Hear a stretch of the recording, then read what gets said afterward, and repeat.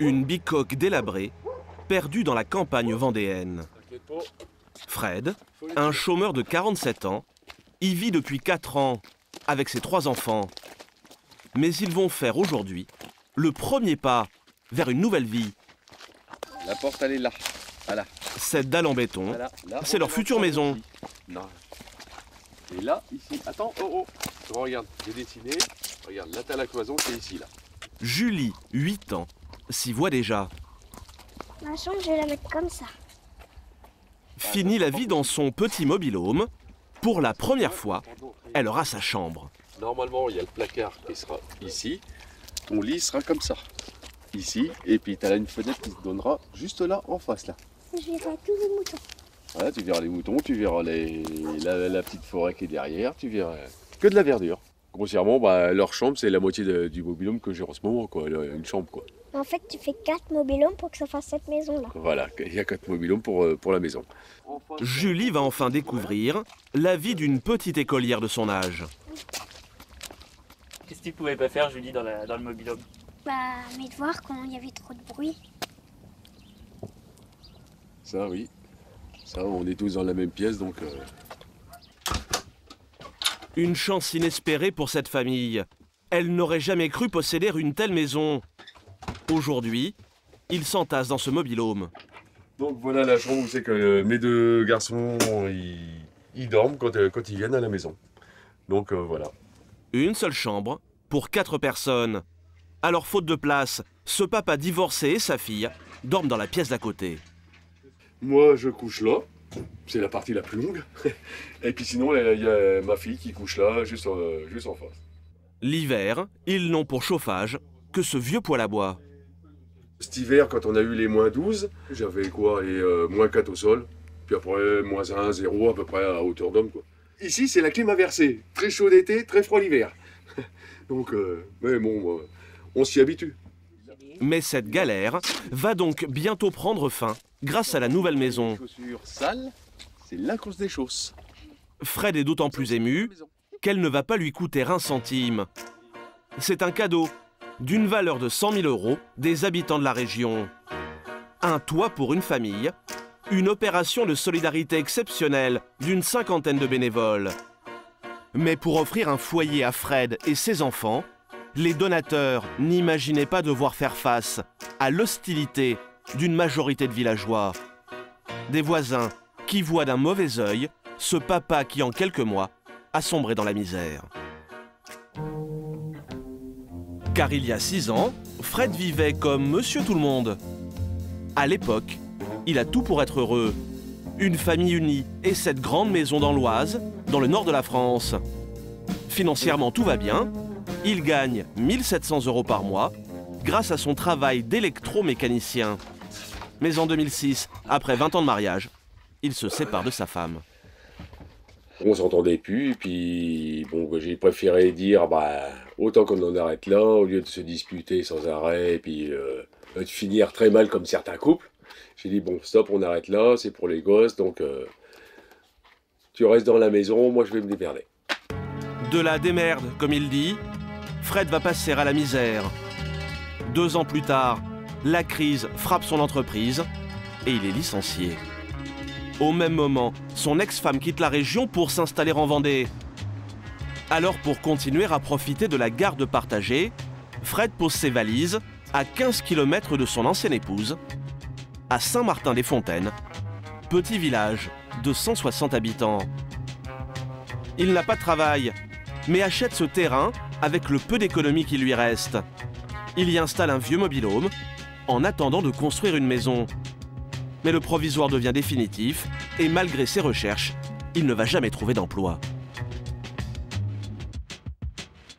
Les finances, faut payer la pension alimentaire, faut tout payer derrière, et puis bon, à un certain moment, comme on dit, la source a tari, et puis vous retrouvez le bec dans l'eau, quoi. Fred vit aujourd'hui avec son indemnité de chômage de 1 000 €. Mais une fois qu'il déduit la pension alimentaire qu'il verse à sa femme pour les enfants, il ne lui reste plus que 400 €. Alors pour se nourrir, Fred élève des animaux. Vous avez combien de moutons, Fred? 9. 9, plus pour longtemps. Pourquoi? Parce qu'il y en a qui vont passer dans le congélateur, et puis d'autres en michoui. Une vie un peu marginale qui fait jaser dans ce petit village de Vendée. Alors nous avons voulu savoir ce que les habitants de Saint-Martin-des-Fontaines pensaient vraiment de Fred. Et il n'a pas fallu longtemps pour constater que le père divorcé, arrivé de nulle part, est un peu considéré comme un paria dans la région. Le mobil-home par lui-même, si c'était propre, c'était très bien, mais c'était pas propre du tout. Donc, je sais pas, vous avez vu l'extérieur? Je croyais que c'était un squatteur, enfin qui avait installé son truc. Ce mec-là a peut-être connu un divorce, mais bon, il a qu'à travailler, quoi. Des villageois qui ne veulent pas entendre parler de Fred, sauf un, et pas n'importe lequel. Il habite dans cette jolie demeure. C'est le plus gros propriétaire terrien du village. Toute cette histoire, Bernard, 69 ans, et sa femme Jacqueline la connaissent très bien.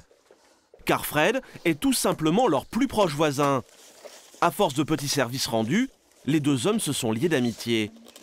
Et c'est un drame, à quelques kilomètres du village, qui va faire prendre conscience à Bernard de la précarité de la petite famille. Tragique incendie à Saint-Christophe-des-Nions. Sur le site internet du quotidien régional, les retraités tombent un matin sur un fait divers tragique. C'était des mobil-homes quand même. Tu te rends compte? Oui, c'est un monsieur comme Fred. Voilà tout ce qui reste du mobil-home d'un père de 45 ans, mort brûlé en pleine nuit, avec son enfant de 3 ans, suite à un court-circuit. Immédiatement, Bernard pense que cela aurait pu arriver juste en face de chez lui. À cette époque-là, l'hiver approche et le retraité imagine le pire. Ça nous a fait penser instantanément, nous, à notre voisin Fred.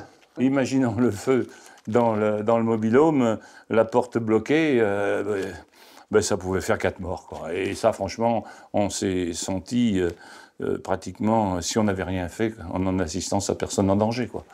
Sans rien dire à Fred, Bernard se lance alors un défi très ambitieux en temps de crise. Lui faire construire une maison, et gratuitement. C'était il y a 1 an. Le retraité entame la tournée des artisans locaux. Et très vite, il va recevoir un énorme coup de pouce.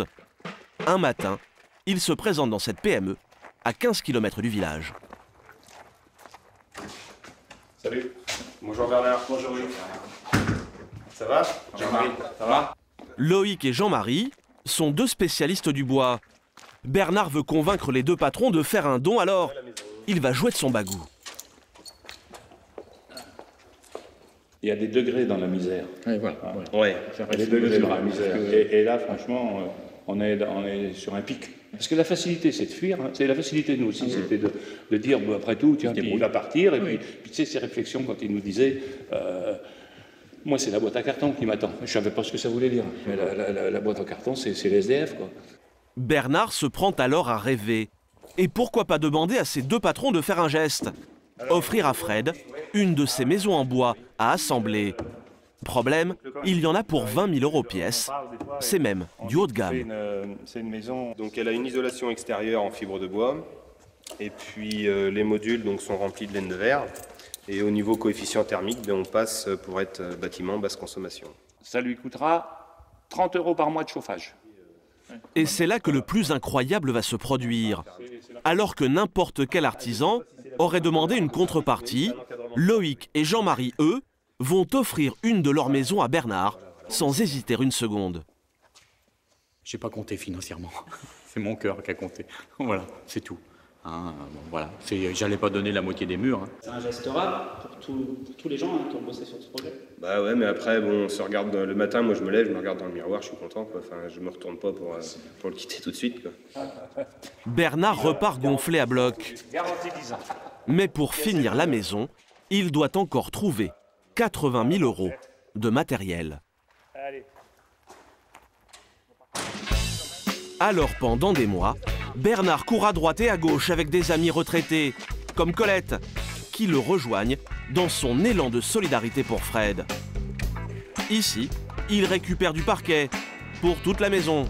Merci, au revoir. C'est un type comme nous. Hein, là, des plaques de plâtre pour les murs. Au revoir. Au revoir, monsieur. Au revoir, monsieur. Mais Bernard, il Bernard. Et ça paye. Ça paye en plus. Allez, on rentre au bercail.